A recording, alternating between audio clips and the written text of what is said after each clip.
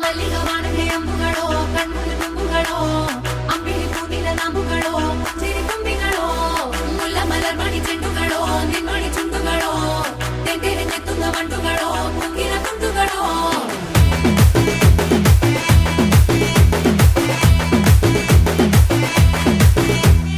ఆరింటికోసారి ఏడింటికోసారి పావు తక్కువ పదింటికోసారి పడుకుంటే ఓసారి మెలుకుంటే ఓసారి ఏమి తోసక కూసుంటే ఓసారి